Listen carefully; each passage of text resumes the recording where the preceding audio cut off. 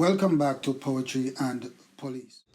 Yes, special shout out to my loyal subscribers. Can't leave you people out. And if you're not yet subscribed to the channel, please subscribe and share my videos. Don't keep it to yourselves. Big up to the teachers in Jamaica, the teachers, all the police officers, the correctional officers, the firemen. Everybody as usual, this channel care about everybody in Jamaica, the rich and the poor, the middle class, everybody. Special shout out to, Winsome Rattigan, subscriber of the day. Big up yourself, Winsome. Hope this day find you well, you know what I mean? Alright, but this video, people, is based off experience, my experience. And the way I see Jamaica for Justice is acting, and the way Jamaica for Justice is trying to spread a certain narrative to the people of Jamaica. But they can only spread this to the people of Jamaica who are blinded and both deaf to what is policing and what is criminal. And some people grew up in the ghetto and them see the atrocities, They see the atrocities that these gunmen in these communities have created. They see how violent these men are. They see the unaliving of people on a daily basis. And they see what causes gang warfare in the communities. And they see that these boys don't care about law-abiding citizens who are going about their work. I can remember, people.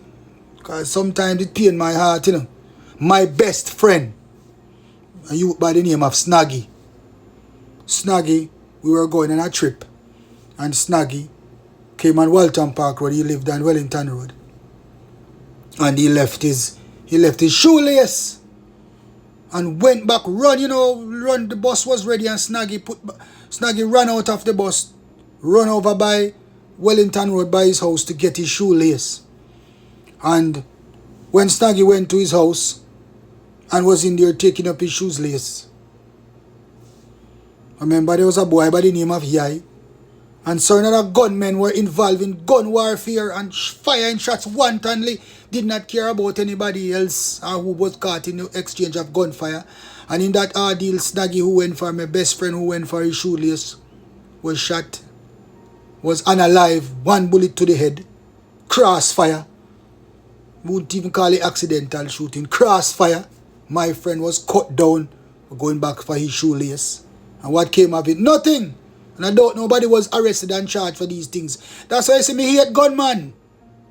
So anybody that come and defend gunmen like Jamaica for Justice, I don't hate gunmen because I'm a police. I hate gunmen because when I was a civilian, I have seen the damage that these men do in the community. How much people them unalive and get away with it and walk on the road scotch-free and show off. While the people are living in fear, while the people are living like hostages in these communities. That is what I am saying to you people.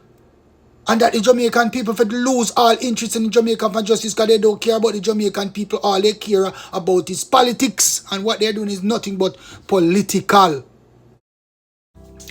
I am going to say this, the Jamaican people, especially the people in the inner communities. The people who tend to feel like being hypocrites are the way of life. And I can't blame you sometimes, because the way when I was growing up in the ghetto in Kingston 13, I saw the thing. I know people were afraid of gunmen.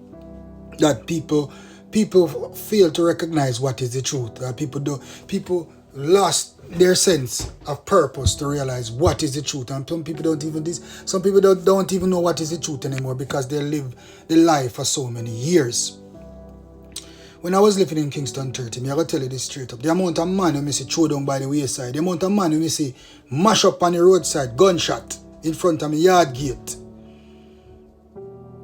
Every day you hear gunshot, you have your chuck off of your bed pan floor at night time. When you hear gunshot of fire, and then you hear dog a bark and you go out there, man splash out by the ground out there. Sometimes in a broad daylight in front of people in the community. And nobody not say nothing. Nobody not telling the police nothing.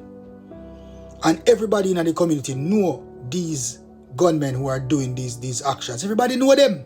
And nobody don't talk. Everybody say them in a fear. Them fear these men so much that nothing behind closed doors, them now go whisper to anybody, to a police, that this is the person who's committing these atrocities in the communities. But this is the part I hated, about living in the ghetto, When police come in and police dice them up, the same old criddles them, the same old crosses, them old cockroaches, them we are run down each other. Cause let me tell you something about ghetto, Most of the time when you see people are being unalive in the ghetto, all of them are friends. Them group together, eat out of the same pot, go to the same school and the same class, play football together on the streets, skimmage together. And they join the gangs in the community and they are fighting against each other, and sometimes innocent people get shot too. So most of the murders were happening in the ghetto, a gang murder them, The victim as a part of the gang most of the time. Them are war with each other. So them are wipe out each other. And then I left the ghetto and I see all of that. And there's nothing being done. Nobody now tell the police nothing. I leave out of the ghetto and I join the police department. And unfortunately, or fortunately then, what you might call it, I was placed in the same area to work. In my area that I came from, I was stationed at Huntsby in the Kingston 13 area. And then me up on the other side of the world now, on the other side of the narrative, where I was police. And when we go up on the murder scene, nobody don't talk. And I personally, when we go up on these murder scenes and see man on the ground, a man who me know. And everybody that the communities people who me know too. And none of them now tell the police, oh, the man lying on the ground is Storm. Everybody mouth slip. Their lips are so tight they shut that them not even tell the police where the man name on the ground. They don't know him. It's the first time that they are seeing him. You know much murder scenes I go up and then they get on me if I identify the victim to the police. Because I was living in the area, I know the person. The only people who seem to care to even identify these people, or these people unalive on the ground sometimes, are the family. And them alone feel it and you see them a ball. And then can't tell police nothing either because what? They are in fear for losing their lives if they tell the police who do the thing. We all know that everything will happen in the ghetto, everybody see and everybody know. And everybody know the troublemaker them in the ghetto. And at the same time, when the police come and destroy them, when the police come in and they are taken out, because they feel that they are so bad that because they have unalive so much people in the ghetto, then they feel that they can unalive police too. And when they get unalive now, a lot of people come out in droves talking about, oh, they were innocent, they never have no gun. So it's me as a man from the ghetto, who know them a boy and know me see them run up and down on street every day with gun. Me know different. So these people in the ghetto, you can't trick me. A man like me, you can't trick. You can't come to me with them bandwagonism. I no lies because me know the stories. I have seen the horrors that these men can do in the ghettos. And me know how people are tight-lipped. So nobody can trick me.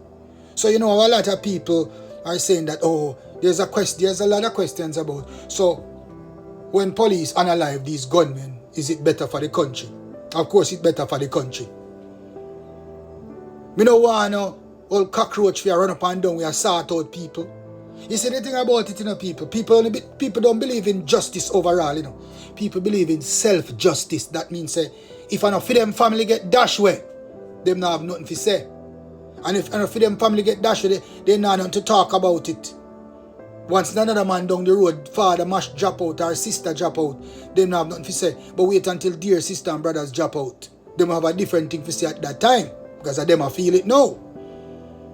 So a man can't come and talk anything as if you think, oh, me a one police when I was serving come from the ghetto, so I understand what happened in the ghetto. And I know the nature of these niggas in the ghetto. Because let me tell you something. Me witness boy in a shootout with police when me a civilian. Me witness boy in a shootout with police when me a civilian, and me witness police get shot. Let me tell you that, people. I can remember one night I was police officer at that time, but still living in the community. And there was a war going on between the men from Whitfield town and the men from around Crescent Road side there. So the China them, the Thompson them. Big old shootout. And I can remember Detective Inspector Gunter and Kirk Palmer flew down into Stephen Lane and went down to the back. And gunshot like rice grain. The next thing we know, Gunter gets shot in his shoulder. Kirk Palmer gets shot in his hip. And The great Baba was missing. For minutes we couldn't find Baba. Fear that Baba was dead. So me witness police in a shootout. And yet still, no gunman was killed. And we can bet if police had stormed the area and some of them boys drop out, you'd hear people start demonstrate and talk, but they never have no gun and they're innocent and all of these things. So I am used to that. So this argument does not frighten me. The lies does not frighten me, people. I am not surprised by these laws and this false narrative about police just come in and shoot people like that. Look around, people. Good Jamaican citizens. I want you to look around. Look at the names and the people that the police have been involved in fatal shooting with for the past few months. Let's talk about just this year alone. If you check out the levels, all of them boys are cockroach. So what kind of citizen in Jamaica you could have been? Well, you follow Jamaica for justice then. What kind of citizen you could have been in Jamaica? Where a man who can potentially come and destroy a member of your family. Police take him out and you talk about him to live where? That fi go down in a smoke. Them boys in the communities are terrorists. They are the people. Most of the people in these ghetto communities are hostages in their own community. They can't even open their mouth and talk. Every night them have to jump off of them bed and lie down on the floor and lie down underneath bed when them your boy have fire shot wantonly and they don't care who want to get licked in a crossfire. Them no care. Run up on them with M16 rifle barefoot. Yes, I've seen it. I've lived it, I've seen it, I've experienced it. So I don't want none of you to come tell me about it. I'm sorry for God, man, because I'm not sorry for them. And multiple nights me have to jump off of my bed. My mother said, go up on the floor, Evan. Go up on the floor, me and my mother, my sister, everybody have to jump up on the floor in fear of our lives when I was a civilian. Because them dirty boy run up on a fire shot and don't care about other people in a gang war. Over what? Sometimes over woman. Over who have the longest whatever. Over pissing contest. Football match, just a bad tackle. One bag of people get unalive over this and innocent people get caught in a crossfire. We're up on the street every night. We have here running off of the road because of them cockroach in the communities. And you don't rejoice when police take them out. You say, you're sick. You people are sick. Jamaica for Justice is sick. Jamaica for Justice people never grew up in the ghetto and understand the things that people go through in the ghetto, the sufferation when they go through at the hands of these criminals. And some of these people are just living a lie and they are stuck in that lifestyle that they can't come out of it. You people need counseling. For you to believe that police shouldn't take out the whole cockroach down the road where you kill much people. That is the only way to stop them sometimes. And then bright enough to take on police. If you're bright enough to take on the police as a superior force, you have to get cut down in a yellow bullet. And if you shoot off a police, you have to run and you have to give up, you have to get gunshot. I believe in that. And I will not stop believing in that. You see, I have something to ask these people in the ghetto, Even the ghetto where me come from too. Most of the times when gunshot are fired in our neighborhood, you think the police have to come? You think the police have to come? But they are stationed already and hear police say, Blake, where you go? You not no family up there, Make we go and creep up the body. Make we creep up the body them. Some police say them things there. But a police like me and all other police officers like myself decide say, we are go up there. Go stop this from happening. Go protect the people them. Go protect people who hate us. Go to protect people who are not afraid to tell lies on us. For gunmen. And it is just like the situation where there's a shootout between the men from Whitfield Avenue and the men from Bye Crescent Roadside. When Inspector Gunter and Kirk Palmer was shot, they did not have to go in there. But they chose to prevent people from losing their lives. And in the end of the day, it was Inspector Gunter and Kirk Palmer that felt the pangs of these men. Because guess what? When the police come now, the two sides against the police, Two different fractions of war. And when the police get involved, the police are caught in the middle and then the police suffer the consequences. And how dare you people walk around when police take out these cockroaches, knowing that they are cockroaches and come on social media telling lies that they were taken out illegally by police officers. And like you don't know, and like you don't believe, and you don't know the fact that these men are not afraid to take on the police. I have been involved in multiple shootouts as a police officer. And I have lived to tell the tales. And I've lived to hear the people in the communities telling lies about what really happened when none of them saw anything. All they need is just one person to say something and then everybody follow that. Some village liar, some family of the old cockroach will get take out. Some friend of the old cockroach will get take out. Some baby mother of the old germs will get take out. And everybody just jump on the wagon and start follow. And blame the police and tell lies on the police that the police was not in a shootout. Like they were there. And tell even lies that they saw. This is what is happening in Jamaica. I know the Jamaica for Justice is coming in now and telling the same lies. Because I was personally lied on by the Jamaica for Justice. So I have experience of the situation. Jamaican people, it is time that you people need to wake up. And it is time for you people to seek counseling because you have suffered by the hands of gunmen so long that you do not know how to differentiate between right and wrong. You have hated the police officers for so many years. You have been taught, you were brought up to hate police. And you are still stuck into that lifestyle that you don't want to come out of it because you will never see the police as being right. And the Jamaica for Justice right now is not making it any better for the citizens in Jamaica by just spreading wrongful narrative that police is going around and carrying out extrajudicial killings. Because they do not want people to even start to believe in the police. There's a whole saying that who feels it knows it. And I am telling you now from experience, you have listened to the video I just posted a while ago, the video that come before what I'm saying now, that I was living in Kingston 13 and I see these things. I've seen shootout between gunmen and innocent people have been shot in the shootouts right at my yard gate too. I can remember one night there was a shootout between some men and a little girl was shot right at my yard gate. I helped to take her up after the shooting. I remember she even had sickle cell. And because these gunmen do not care when they are having their shootouts who they shot. And most of the murders that happen in ghetto are gang-related murders. Sometimes over some senseless things. But every time the police get involved, which the police does not have to. Because most police officers, unlike me,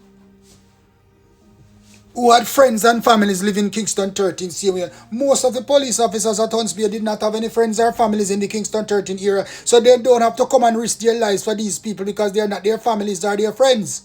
These people are strangers and these people are very ungrateful and lie. So the police officers never need to go in the community to risk their lives. You know how much police drop out, lose them life, get shot and mash up just to protect these people? The same people are lying on them. It is the love for the job and the love for you, the Jamaican people, why the police officers risk their lives, not for anybody else.